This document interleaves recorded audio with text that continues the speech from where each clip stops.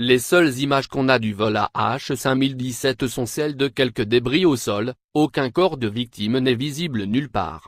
Un autre avion aurait disparu des radars avant de s'écraser, comme les vols MH370 et MH17 de la Malaisie. Pas étonnant si les crashs s'enchaînent la même année, l'un après l'autre. Ce n'est qu'un pas de plus vers l'objectif, le nouvel ordre mondial.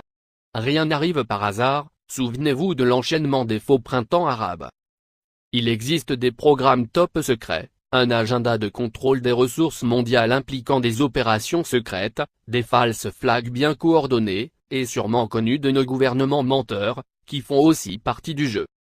Inutile de rappeler que le Mali est totalement sous contrôle sioniste. À partir de là tout peut arriver dans ce pays dépendant de l'Occident.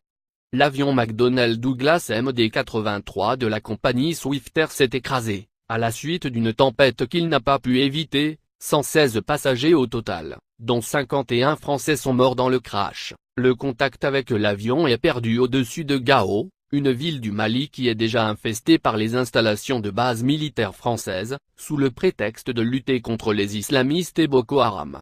Le soi-disant crash s'est produit juste avant d'entrer dans le ciel algérien, mais pas après. Pourquoi? Parce que les false flags se produisent généralement dans des pays, où sont déployées les puissances étrangères de l'Empire. Simple coïncidence? Autrement dit, il n'y a pas de soi-disant crash sur le sol algérien, parce qu'il n'y a pas de présence étrangère pour préparer des complots de ce type. Les soldats français qui sont déjà sur place ont sécurisé le lieu et ont procédé aux premières investigations. Il n'y a pas de hasard ici.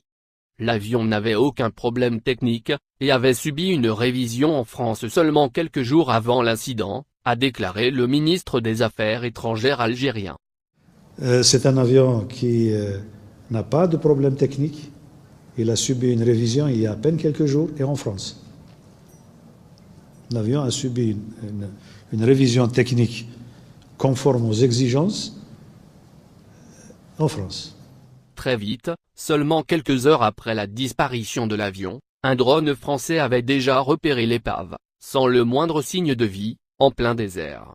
Je disais donc que c'est une région dans laquelle la France a déjà de nombreuses bases militaires. Celle de Ouagadougou est très importante.